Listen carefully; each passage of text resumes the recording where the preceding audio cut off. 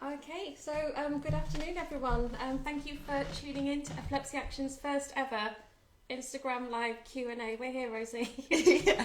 We made it. But yeah, thank you so much to everyone joining us right now, and we're here. We're going to be here with you till from 3 o'clock officially, right through to 3:30. And Rosie's going to be taking your questions. We're going to be talking about living with epilepsy. So any questions that you've got.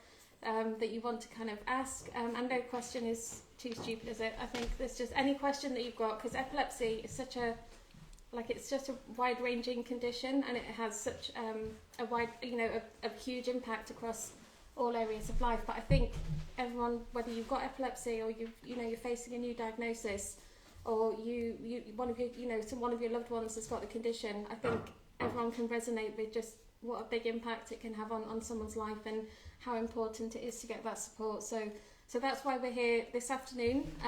We want you to use this to ask your questions, and to get support, and just realise that you're not alone as well, because I think it's a huge community out there. So thank you for joining. If you're just joining us, we're going to be here from 3 o'clock, but we're just going to have a little chat with Rosie from the Epilepsy Action Helpline. So I actually work with Rosie, but I don't get to see her very much because she's on the helpline doing actual really important work. Yeah. So can you tell me a bit about the helpline and the kind of work that you do?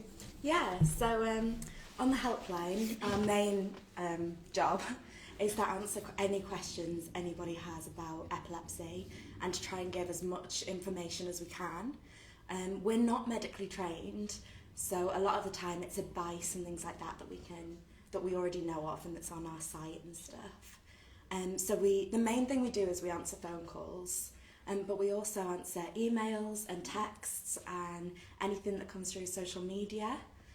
So there's a couple of us up there, and we try and answer as much as possible. No, you do so much, and I guess it's like, we've got Google, got the internet. Anyone can look a question up if they want something practical. But what is it that you think people are wanting from the helpline when they get in touch with you on a call or drop you a message? I think sometimes it can be a bit of reassurance. Like, you want somebody to say, here's the things that you really need to look into. And I think also sometimes it's helpful to have somebody point you in the right direction. I think we've all done it, where you decide you want to learn about something, you go on Google and you go down a spiral of just... And then you're like, what is this? You diagnose yourself with like 30 different things, and you don't know what... So somebody who hopefully knows what they're talking about. Even if we're not able to say the exact answer, we're able to point you in the right direction. Or if it's simply just something like, you need to talk to your doctor about that, or you don't need to talk to your doctor about it. Sometimes it's little things like that you just need somebody to say. Yeah, exactly. Yeah. And we hear a lot from people who've had those calls, and then they just say, I just feel like a weight's been lifted off my shoulder. Yeah. Or like, I've actually got this specific bit of information I can go to my doctor with now. Yeah. And it just helps to kind of guide people and make people realise they're okay. But we've actually had some questions that people have sent through in advance. So one of them is something I can resonate with, is how has heat been affecting people? Because that's just, I think it's cooling down now, but the heat has been crazy. So that has a big impact on people with epilepsy, right? It can do. So we've had a lot of calls about it, and often it's just people worrying about it rather than they've found it's actually impacted them. Yeah. You have changes like this and you immediately start to worry it's going to be a big difference. Yeah. Some people have told us that they have more seizures during the heat, Okay. and it could be that that's due to the heat, but it could also be that it's due to things like you're struggling to sleep, or you're finding that it's stressing you out. So instead of it being the actual heat that's causing you to have more seizures, sometimes it can result in other seizure triggers like lack of sleep and stress, and that can be the thing that causes you to have more seizures.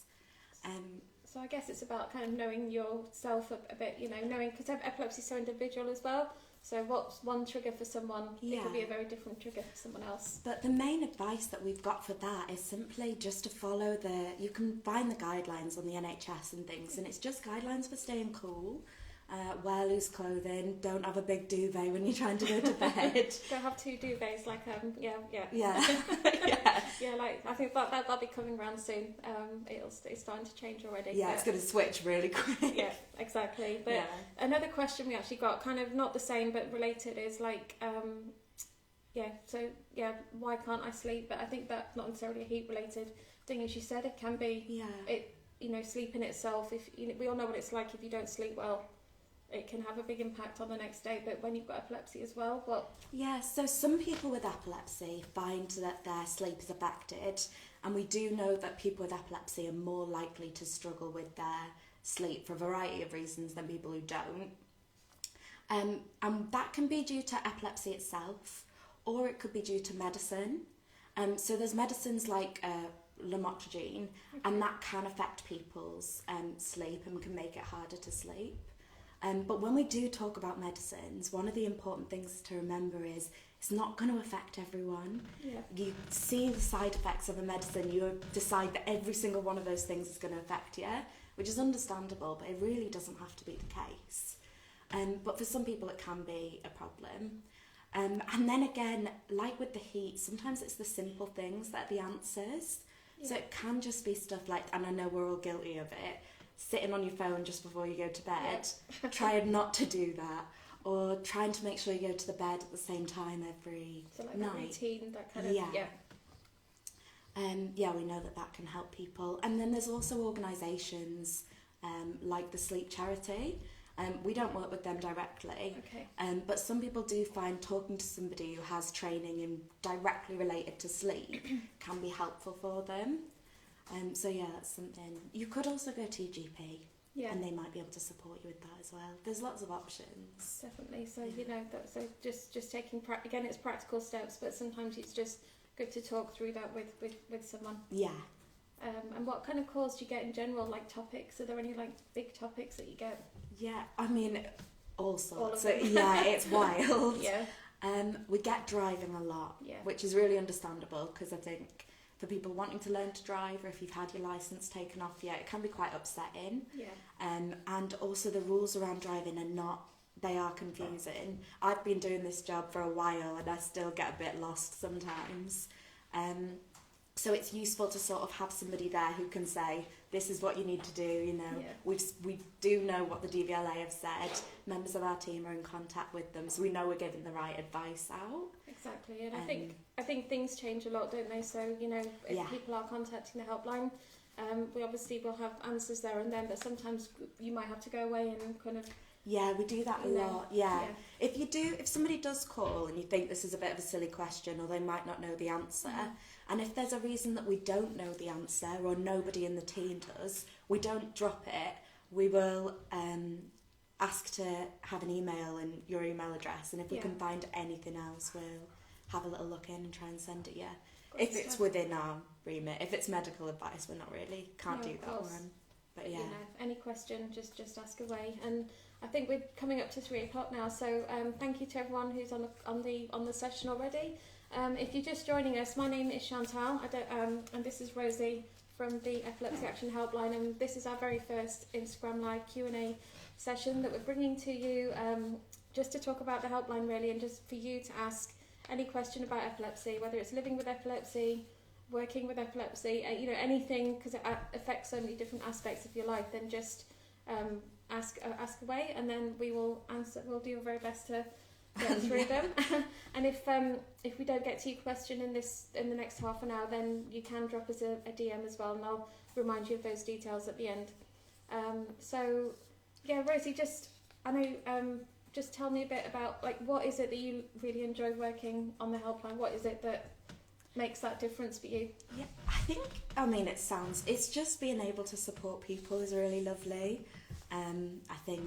I learn so much from people on the helpline as well, because we have to do quite a bit of training before we're allowed to touch a phone. We've been that, so we learn as much as we can. But the amount I've learned since just chatting to people, or people asking unusual questions and us learning more is really great.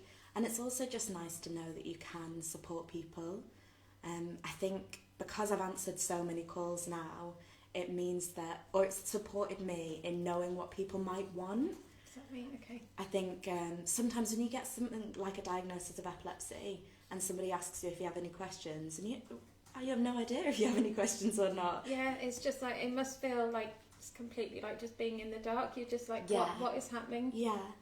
But The life because, turns upside down. yeah, but Yeah. I think because I've spoken to so many people who've gone through that, I kind of know what questions you might want. Everybody's different, obviously, but things like, say, for example, seizure triggers. If somebody's just been diagnosed, they haven't always heard of seizure triggers. Okay. So I always try and make sure I bring that up. And seizure triggers are something that can, doesn't cause epilepsy, but it could be something that makes somebody more likely to have a seizure. So, for example, some people have photosensitive epilepsy. So if they see flashing or flickering lights or certain patterns, then it might cause them to, or might trigger a seizure for them. You know, and that's obviously very important. If you have photosensitive epilepsy, that's hugely important, you know, just to be aware of the triggers. But I think one thing we come across a lot is that people think that epilepsy is caused by flashing lights for everyone. Yeah. And that's another thing that, you know, it's important to say. It's not just flashing lights, is it? No, it's quite, well, photosensitive, no, definitely not just flashing lights. It can be a variety of things. Some people have it, for example, if it's a sunny day and you're on a run, it's the light flickering through the trees. But it's also really rare. Exactly, it's just a small percent of people with epilepsy. Yeah, it's like 3% or something like that. Yeah, roundabout, yeah. So what are other triggers, I guess? Like we've talked about lack of sleep. If you're just tuning in now, we've just been talking about lack of sleep and the impact that can have if you have epilepsy. But yeah, any other kind of really obvious or unusual triggers? I don't know. So there are some triggers that people do report to us. Yeah. So things like stress. We know that stress can be a seizure trigger for people. Lack of sleep, as you said. Some people say that missing meals can make it more likely for them to have a seizure. We do know the biggest seizure trigger for people is not taking your epilepsy medicine right. Yeah. And I do think a lot of people, it can be really hard to remember to take your medicine at the exact same time every day. That's the catch-22, obviously. Memory, epilepsy can affect memory and seizures, so it can be like that. But I think I've heard of people like sticking things on the wall and lots of alarms on your phones, like hundreds of alarms going off. Just to remind you. So memory's obviously a one as well, and remembering to take medication. Yeah, definitely. I think that missing meals, lack of sleep, stress, and not taking your meds are the main ones I can think of now. Yeah. But photosensitive tends to be the one that everybody thinks of. Yeah, that is epilepsy. So if you're tuning in now and you want to ask a question, then just please drop a comment in the box below, and then we can get to them. But I'm just thinking. So sleep and any other triggers kind of. Is there? I guess it's just avoiding them. But is there any other practical things that you can do if you know that you've got XYZ trigger? Yeah, well, so when it comes to triggers, everybody's affected by different triggers, and some people aren't affected by triggers at all. But it can be quite difficult to work out what your trigger is, or if you even have any. So what can be a really good idea, and a lot of people with epilepsy, as soon as I mention it, they go, yeah, we know. But keeping a seizure diary can be really helpful. Often when you think about keeping a seizure diary, people just write in their seizures, which makes sense because that's what it sounds like. But actually the really useful bits to put in there are, did I have enough sleep? Have I been stressed? Right, no, that's brilliant. Very good point. Like, so thinking of everything that went around it. Yeah. Because that can sort of show you if you if you see, actually 6 out of 10 of my seizures I had a really bad night's sleep. Yeah. That can show you that it's possible that it affects you. And then for some people, their menstrual cycle can affect them. Yeah, I've heard that from a few people that we work with as Epilepsy Action. It can go haywire. Yeah. At a particular time of the month. So it's called catamenial epilepsy. Yeah. And it's where your menstrual cycle affects your seizures. So at certain points in people's menstrual cycle, they can be more likely to have a seizure. But it can also be the case that PMS, or just before you're about to get your period, it can cause people to feel really stressed, or to have a lack of sleep, or maybe to not be hungry, things like that. So it's not necessarily similar to the heat. Yeah. It's not directly your menstrual cycle, but the things that it causes you to experience, like feeling stressed, that can be the seizure trigger. And it's really tough, isn't it? Because you just can't avoid those kind of things. You can't avoid. No. So is it just about making plans and trying to get through those times the best you can? Or, yeah. So working something like that out is really helpful, because you can speak to your doctor about the fact that you almost, say for example, if you always have your seizures at those that time of the month and there's a really strong pattern of it, they might talk about a different type of altering your medicine maybe, or maybe things simply like at those times of the month your parents are going to stay in the house with you, so that there's somebody there to support you if you have a seizure, and just smaller changes you can make to your life, whereas you might not need to do it so much. Exactly. Yeah. We've had one question through, just if someone who's just been facing a new diagnosis and they've just started taking epilepsy meds for the first time, what should they expect, or how can they manage it? You know, just when they're in, like you said, that initial, I don't know what on earth's happening, but what would you say, you know, if someone rang up and said, I've just been diagnosed with epilepsy, I'm taking this medication, help?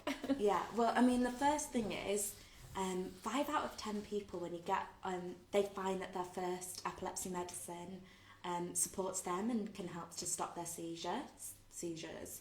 It might take a little while to get to that point, but it is the case that 5 out of 10 people, and then that increases once people start to try different types of medicines. When you first start on an epilepsy medicine, they start you on a low dose, and then they slowly increase it to something called the maintenance dose. So a maintenance dose is the most seizure control with the least side effects. So doctors will sort of assume what the maintenance dose is going to be for somebody, and if that person reaches their maintenance dose and then finds out that actually they're still having seizures, a doctor may then increase it further, and that's sort of the first way that they'll look at it.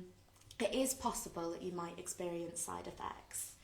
And we've had a few sort of comments sent in advance, like side effects is kind of sometimes as hard as the seizure itself. You know, the seizures themselves, it's kind of so.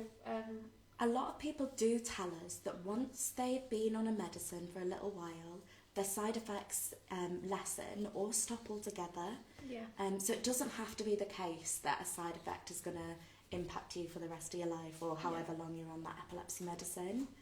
And some people find that actually the side effect, they sort of, although they may continue to still experience it, it doesn't impact their life too much. It maybe did when they first started taking the medicine, but after a while it's sort of not affecting them as much.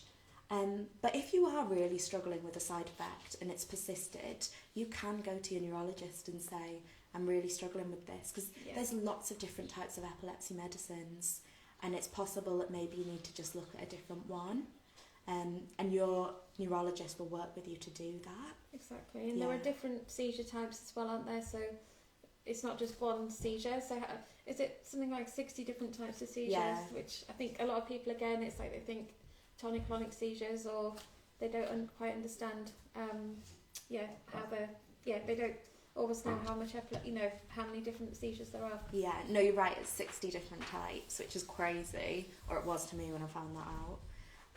And yeah, I think a lot of us, and I'm definitely guilty of it, you see on the telly that seizures are falling to the floor and having a tonic-clonic seizure as soon as there's a strobe light, and it's not the case at all. Well, it can be for some people, but for a lot of people it doesn't impact them. Do you get a sense of people who are contacting the helpline, they struggle in particular with one kind of seizure, or is it, I guess it's just so individual again, isn't it? But and it's possible to experience different types of seizures. So for example, you can get syndromes like juvenile myoclonic epilepsy, and in juvenile myoclonic epilepsy people can experience myoclonic jerks, which is where your some part of your body or multiple parts of your body might just have a quick jerk. That's an example of it. Then they can also experience tonic-clonic seizures, and they might also experience absent seizures. So with a diagnosis of epilepsy, it doesn't mean that you have to have one type of seizure. You can experience a variety. And that's when it's, again, useful. There's so many different types of epilepsy medicines that can sort of support people with the different types of seizures. Yeah. How do epilepsy medications work? They suppress some activity in the brain, or what? They sort of, I mean, they help to reduce the chance of you having a seizure. It's electrical activity in the brain, isn't it? It's sort of, it's not nothing wrong with you. You know, it's just the fact that your brain's and that's a bit of a thing that we want to get across, that it's, people, when they come across someone having a seizure, they might be scared or think there's something, panic, or think there's something wrong, but it's just that something going wrong, in the brain. It's electrical. So an epileptic seizure, because there's lots of different reasons why people can have seizures. Yeah. And I think the statistic is like 1 in 10 people or something have a seizure in their lifetime. Okay, whereas it's 3 in 100 or 1 in 100, much bigger, to actually have epilepsy. And an epileptic seizure is different to other seizures because it's caused by a sudden intense burst of electrical activity in your brain, and that's the main difference there. And then it's also a tendency to have recurrent seizures. But the epilepsy medicines help to reduce that electrical, hopefully, in those situations. Definitely, and it can affect anyone at any stage in their life as well. That's another myth, we come across, kind of like you're born with it, or is that usually what you come across on the helpline? Or I guess when people are calling you, they've got very specific, they've got much more.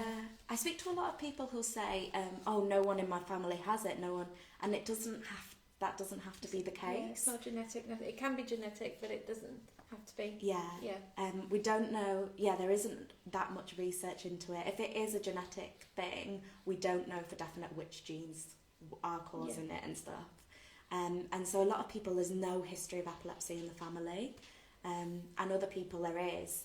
And sometimes it can be, I've spoken to people who find it a little easier if there is history of it in their family because they have experience of it. It's not completely new.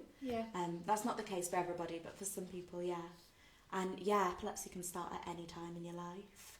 And do you get calls from not just people with epilepsy, but parents as well? That must be super scary. I'd say I talk to more parents than I do to young people who've been diagnosed. And they tend to be quite long phone calls, which is perfectly that's what we're there for. Perfectly understandable. I can only imagine. I think it can be really scary to have your child diagnosed with something, and you, as we've said earlier, you go to Google and you just see all of these awful things. And it doesn't have to be the case, and there's a lot of things out there that are there to help people with disabilities like epilepsy, and it's just finding them or being pointed in the right direction of them. Schools have obligations to support people with a disability, and we have a lot of information about how a school could help you. There's also, as we said, treatments for people with epilepsy, so it doesn't have to be this, although it is really upsetting. And you have to think about it really seriously and, ask the right questions. But it doesn't always have to be that way. There's a lot out there, a lot more out there than you'd think, definitely. Definitely. Just if you're tuning in and you've not seen us before, my name's Chantal, and I'm joined by Rosie. And Rosie works on the Epilepsy Action Helpline, and she's just with us this afternoon talking about everything epilepsy. And taking any questions that people want to send in, which people have already about sleep, tiredness, seizure triggers, new diagnosis, just to name a few. So if there's anyone who's just tuning in now and you want us to answer any questions, then just drop a comment below. So Rosie, you mentioned as well about driving. Just tell me about that, because I think when someone has been driving maybe a long time and then they have that first seizure, and then again, it's just like, how? What's going to happen to me? We could be here for the next couple of hours if we wanted to go into driving. There's a lot of rules, and I'd really recommend, if you have had a seizure, or you've had a diagnosis of epilepsy, or you have epilepsy and you want to learn to drive, to really look into it beforehand, just so you know what your rights are, you know what the laws are, and you know, say for example, if you have a driving licence and then have a seizure, you do need to report it to the DVLA. And some people stop driving because they're doing the right thing and you should stop driving, but don't report it to the DVLA. Right, okay. And not because tried to break the rules or anything, but just it sounds as though you've done the right thing. And actually that can impact you then when you're trying to get your licence back. That's a really, so even if, you, like you say, you stop driving because you think, I can't drive anymore, Yeah. well, for the foreseeable future, you actually do need to report it then. Yeah. Yeah. And then the amount of time that you have to stop driving also can be quite confusing for people. So these are very rough and examples, but if somebody has a seizure and say the doctors don't think it's related to epilepsy and they don't think you're likely to have another seizure, Okay. for example, if it was caused by a traumatic injury or something, then you may only need to stop driving for 6 months. Right, okay. I say may there because it does vary. There's always caveats. But if you have a diagnosis of epilepsy or a doctor thinks you're more likely to have other seizures, then it's likely you'll need to stop driving for 12 months. Okay. Again, that is it. Some people have exemptions to the rule, and sometimes it's a little different, which is why it's so important to really check it out and to ask your doctor. But yeah, they do tend to be the sort of two main ones that we talk to people about. Yeah. Great, and yeah, because just from that short synopsis there, but I can imagine there's a wealth of like rules and regs that you have to talk through. So just being able to pick the phone up and actually have someone help you through that must make all the difference. And it's another one where if we're not able to help you straight away on the phone, we do look into it.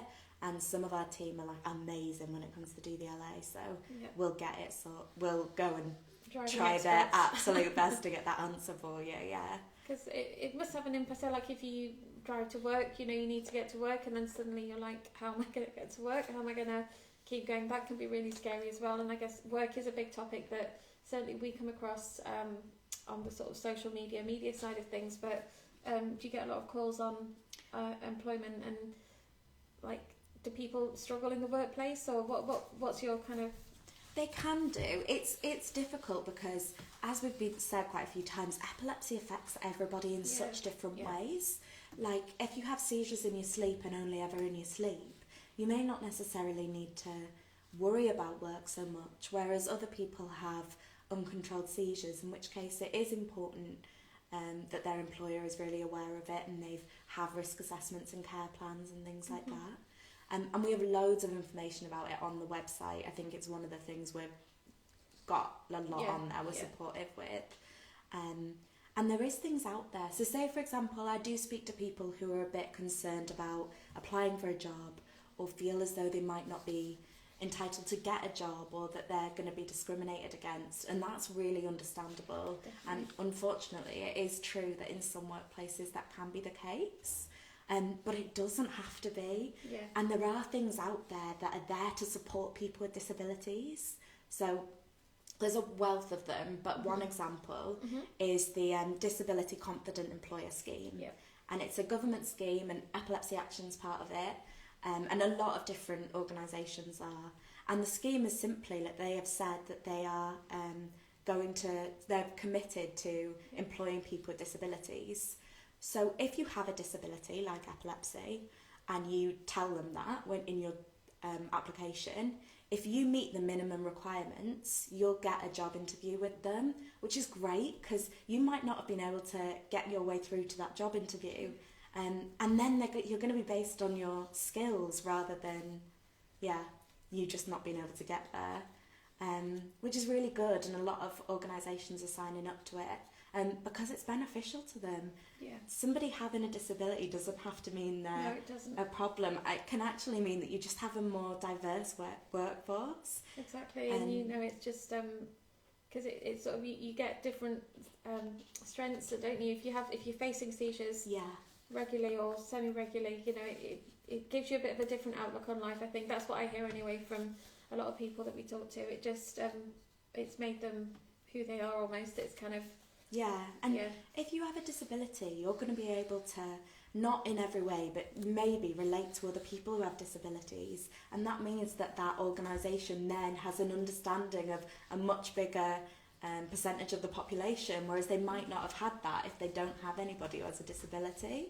So there's loads of benefits to it. I think there's just a stereotype that there isn't. Yeah, so it's about talking about it. And I think that's one of the questions I know I got asked earlier was, like my boss is just like, you know, just like not treating me as others. What do I do? You know, I'm not made to feel welcome at work. What should I do? What would be your kind of tip for that? So we do have, so there's a section of our website and it's called Problems at Work. Okay. And I'd really recommend having a look through there if you feel, I direct people to it all the time because it's fab. But some of the stuff it says is simply things like keeping notes. Okay. Keep notes of times where you think you might be discriminated against. Because then you can go back to it if it becomes, you need to take it further. Talk to people. Sometimes you're upset about things, or if you're self-conscious about it, you decide that that's what everybody's doing and it might not be the case. Yeah. So although it's very easy for me to say talk to people because I'm not in your shoes or their shoes at the moment, it is something to, you know, think about. And then it can be the case that there are other steps forward you can take. It's also a really good idea, and it sounds silly, but a lot of people, when I talk to them, haven't done it. Yeah. Check your, what's it called when you get employed? Terms and conditions. Yeah, your contract. Yeah. Yeah. There's loads in there about your rights, and we just don't think about looking at it. Yeah. But having a disability is a protected characteristic. So there's something called the Equality Act of 2010, and if you have a disability, you're protected under that. So you have to be treated fairly by your employer. Exactly. And they need to do things like put in place reasonable adjustments to make sure that you're safe at work and that you're treated fairly with your colleagues. And then if you needed to felt the need to take it further, there is advice on how to do that. And there's other organisations like ACAS, and they can really help people if you're having issues at work and stuff.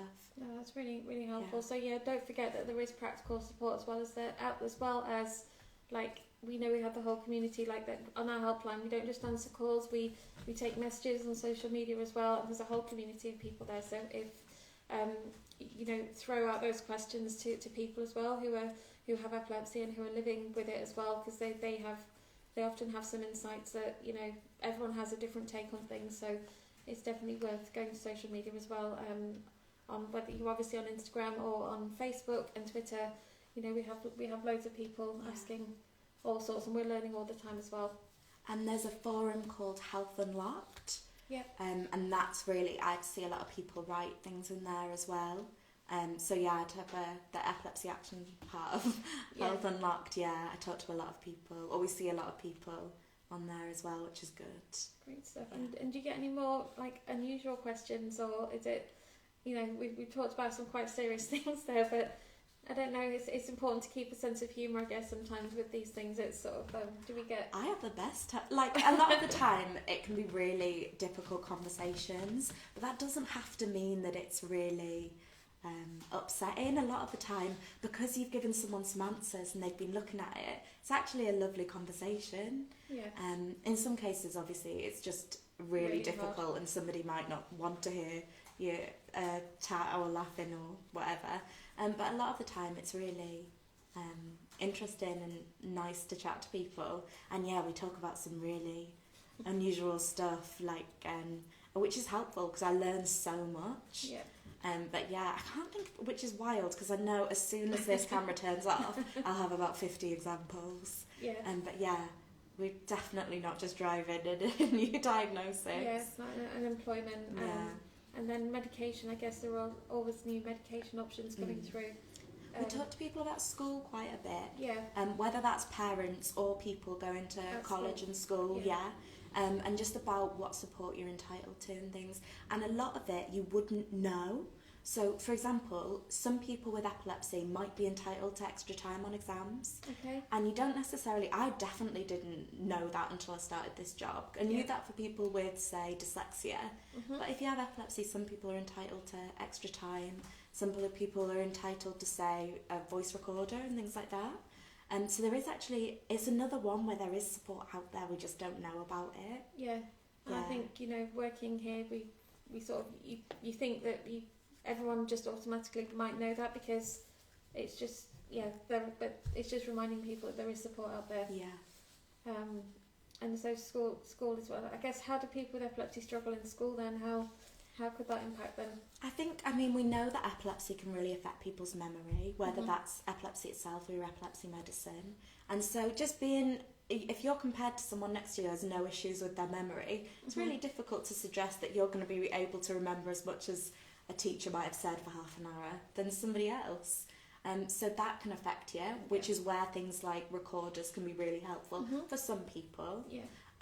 It can also be the case that some people with epilepsy might experience learning difficulties and stuff, in which case they may need a bit more support in school due to the learning difficulties rather than necessarily epilepsy. But also if you're having to take time out of school for doctor's appointments, or if you've had seizures and so you've been ill so you've had to take time off, then you're in there less than everybody else, so you are going to need a bit extra support to be on a fair, level playing field. Yeah, but we hear such different experiences as well, so there's really positive ones, so we know that it's possible, and we just need to keep talking about it so we can try and change some of the less positive ones we hear. Cause, sometimes like people who have, is it more focal seizures, where they're often accused of daydreaming in class, and why aren't you listening to the teacher? But that's often just, it's the seizure, and they might not be that aware of that point. And then in a situation like that, which is, as you said, staff need to be made aware of the support that person can get. Then you have things like an individual healthcare plan, and that would be created by you, your caregivers in the school. Different people can be involved in that one. And there's an EHCP, and that's more of a legal document. But if you're a kid watching, or going to college or uni, or a parent, I definitely recommend having a look into both of those. And you can start looking into them before somebody even has a diagnosis, especially an IHCP. They can be a bit quicker to jump straight into.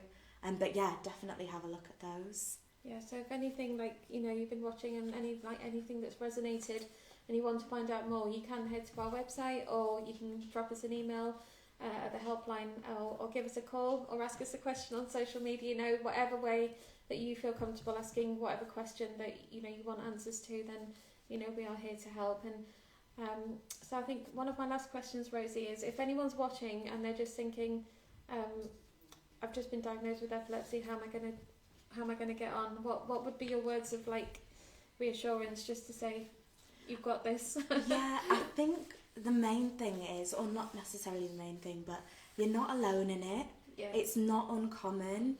And I think sometimes you get a diagnosis of something like epilepsy and it's not talked about very much, and most people don't know much about it, and people often are a bit scared to talk about it, which in a lot of cases is really understandable. So it can feel really lonely, and I talk to a lot of people who feel really lonely, and it's not the case, or it doesn't have to be. There's a lot of people affected by it, that maybe it's just not necessarily spoken about enough.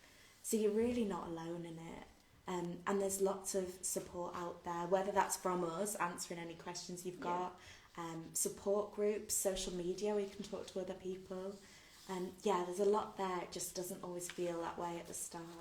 Exactly, but we work with people who share people with epilepsy who share their stories. So have a look on our Instagram page if you haven't already, and if there's any kind of stories that you want to see us sharing as well, just get in touch and let us know. Any topics that you want us to cover, like Rosie said, it's just, there's a whole range. Yeah, there's a lot. But we can't cover in half an hour. But thank you for everyone who's tuned in. If we haven't managed to get to your question, then you can just drop us a message, drop us a DM on Instagram, or you can email helpline@epilepsy.org.uk, or you can call. It's a free phone number, 0808 800 50 50. Have I got that right? I hope so. Yes. Yeah. I have got it right.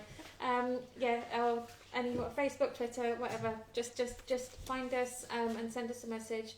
And thank you. And if there's any kind of topics you want us to cover for the next session, then let us know, because we want it to be your kind of space to ask the questions that you want. So thank you, and we'll see you soon.